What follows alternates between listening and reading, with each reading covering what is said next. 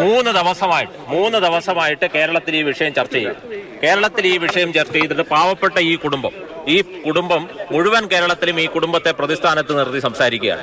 എന്താണ് അവരുടെ യഥാർത്ഥമായിട്ടുള്ള ആവശ്യം? അവര് ഈ രാവിലെയും അതുപോലെ വൈകിട്ടും ഈ അച്ഛന്റെ സമാധി സ്ഥലം അവര് ഏറ്റവും പരമപവിത്രമായിട്ടും പുണ്യമായിട്ടും കാണുന്ന ഒരു സ്ഥലമാണ്. ഇന്ന് രാവിലെ അദ്ദേഹം 4 മണി തൊട്ട് ഏതാണ്ട് 7 മണി വരെ അവിടെ പൂജ ചെയ്തു. വൈകുന്നേരം അദ്ദേഹം പൂജ ചെയ്യാൻ വേണ്ടിയുള്ളതാണ്. ഓരോ ആൾക്കാർക്കും അവരുടെ വിശ്വാസം വളരെ വലുതാണ്.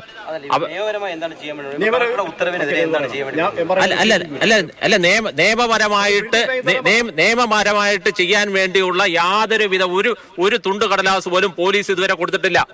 RDO ഇതുവരെ കൊടുത്തിട്ടില്ല. അവർ ഈ നാട്ടിലെ മനുഷ്യരല്ലേ, അവർ ഈ നാട്ടിൽ നികുതിക്കരം കൊടുക്കുന്ന സാധാരണപ്പെട്ട പൗരരില്ലേ?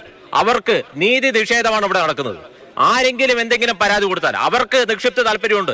ഈ പരാതിക്കാർക്ക് പിറകിൽ നിൽക്കുന്ന ആൾക്കാർക്കെല്ലാം തന്നെ അവരുടെ സിവിൽ കേസുകളുമായിട്ട് ബന്ധപ്പെട്ട് അവർക്കിവിടെ വഴി കൊടുക്കുന്നില്ല എന്നൊക്കെയായിട്ട് ബന്ധപ്പെട്ട് വളരെ കാലമായിട്ടുള്ള നിക്ഷിപ്ത താല്പര്യമുണ്ട്. ആ നിക്ഷിപ്ത താല്പര്യത്തിന് വേണ്ടിയാണ് പോലീസ് അവരെ കരുവാക്കുന്നത്. അതാണ് അവർക്ക് ഒരു നോട്ടീസ് പോലും കൊടുക്കാതെ. ഇത് കാട്ടുനീതിയാണ് ഇവിടെ നടക്കുന്നത്. പാവപ്പെട്ട ഒരു കുടുംബം, പാവപ്പെട്ട ഒരു അമ്മ, അവരുടെ ഒന്നും ഒരു വാക്കും കേൾക്കുന്നില്ല, അവർക്കൊരു നോട്ടീസ് പോലും കൊടുക്കുന്നില്ല. ഇങ്ങനെ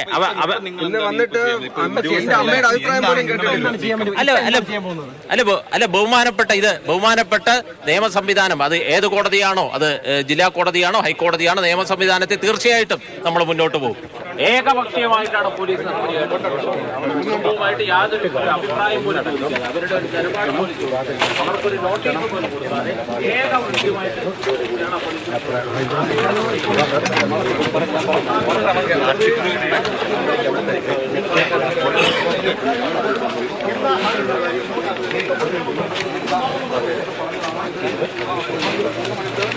പൊളിക്കൽ നടപടികൾ